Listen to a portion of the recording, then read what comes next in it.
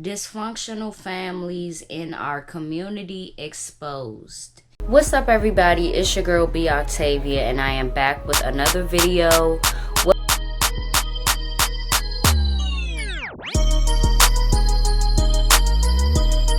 What's up, everybody? It's your girl B Octavia, and I am back with another video. In today's video, I will be talking about dysfunctional families in our community exposed. Now, when I say exposed, I mean exposed by family. Family exposed by family. Because in our community, most of the time with family disputes and stuff, a lot of people want to stay out of it, even though they may have good advice, or even though they may have a good point. They want to stay out of it to maintain a relationship, or whatever the reason may be. But it seems like family disputes and family going against family, it doesn't get resolved properly, and it goes on for a certain amount of years where somebody gonna have to step in and say something. Somebody is gonna have to. So without further ado, let me tell you exactly what I'm speaking on. So I am speaking on two separate situations, and it is the situation with Brian McKnight and his kids, and there is a situation with Kirk Franklin and one of his oldest sons. So first I want to get into Kirk Franklin and his son. Now, this all came out because allegedly the son recorded some of his conversation with his father, and the conversation was not going well. They was going back and forth. Kirk Franklin had some choice of words for him, and his son retaliated with a choice of words that he wanted to use.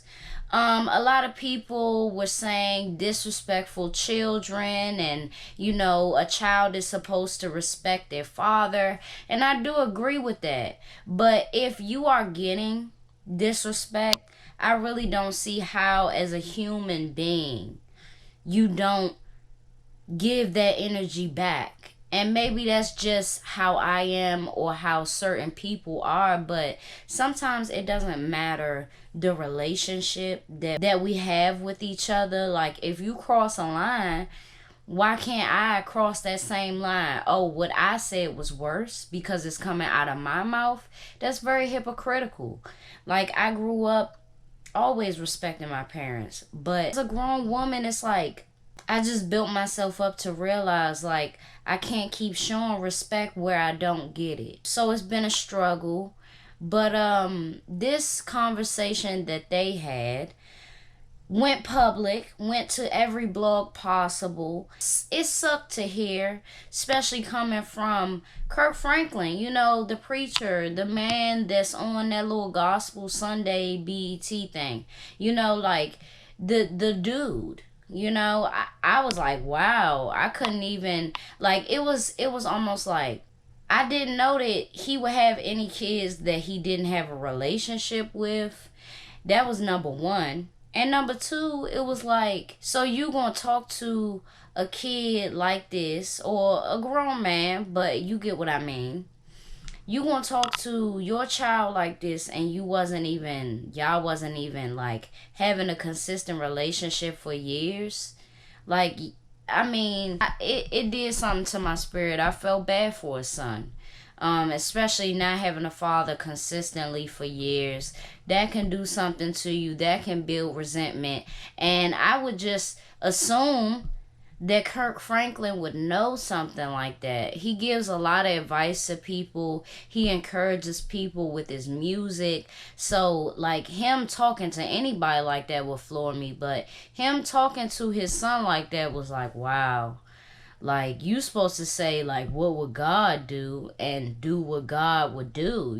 That's what I thought. But hey, I mean, sometimes you're so wrong about people, and their family dynamics. And that aspect is very important.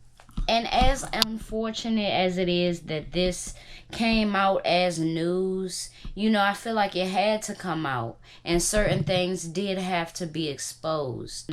As far as the son goes, I understand that pain of not being accepted fully by your father, of, going through it with your father. He's saying fucked up shit, you saying fucked up shit, but your fucked up shit that you said is taken more seriously than what he says because he's the parent. If you saying fucked up shit, I just don't understand how you don't think that that can come back to you in any form, whether that be your child or not. Maybe the son didn't go down the path that his father wanted him to. I don't know what it is with them. Will they reconcile? I don't know. They already spent years, distant from each other. So I really don't know. I feel like some family don't really need to be around each other. Y'all don't need to communicate with each other. And it's sad. It's very sad that it's like that or it has to be like that. But sometimes that's life. And you just got to really walk away from situations like the son is making all these paragraphs and stuff, and I get it, vent, do what you want to do. You're a grown man. But some way or another, you're going to have to, I feel like he's going to have to just walk away from that idea, If it's possible to keep some connections with some of your family, then do that. But if it's not, if they picking sides and stuff, just leave it all where it is. And one of the sisters did come out and she was basically taking her father's side, which, when it's like this, sometimes, especially in a black household, that's what they do. They pick sides. That's unfortunate. I just hope that one day he finds the strength to just walk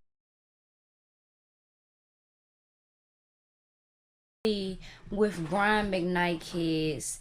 The overall synopsis of what went down was one of the kids came out and was saying that their father does not financially support them. Most of, if not all of them, are in their later 20s. And with their situation, I really didn't understand where they was coming from because you have the McKnight name under your belt. Do you know how many people want to have a last name of a great entertainer and they want to do something with that? They want to have something to stand on. Like, all of y'all have something to stand on. Y'all could even mention that y'all father is Brian McKnight, to get where you want to be if that's what you want to do. But when you are almost 30 or in your 30s, you can't expect for your father to still take care of you or still lend a hand. My thing is, if y'all didn't build nothing from the name and y'all didn't build nothing for yourselves, it's more about y'all. What I see from entertainers kids is a lot of them is lazy. Okay, a lot of them is not gonna get up and get to it. You just gonna keep wanting handouts from your father or from your mother or from your family, and it don't work like that. So I felt like it was unfortunate for Brian McKnight to be in that position because I don't feel like he deserved it. Like, they came out with their truth. Okay, cool, that's what they wanted to do. But the response that they got, it didn't do nothing for them, so they keep coming out saying stuff about him. Like, I don't like that. That's not right. And it's not working if it's not leading to some money in your pocket. You keep having to talk to this blog or that blog about your father not taking care of you now. But if he has taken care of you, if he has taken care of you for, what is it, 18, 19 years to 20 years, I think that's pretty good. I didn't see nothing about he wasn't there for them at all, so he was there when it counted. Like, you gotta pick up the slack at some point. Hopefully, with all the situations going on, I'm hoping that they reconcile, but 9 times out of 10, they just need some time to cool off. What is some time? Some time might be months, some time might be weeks, some time might be years. But they need some time, you know. And like I said, some people is not supposed to stay close, even if it's family. That's just how life goes.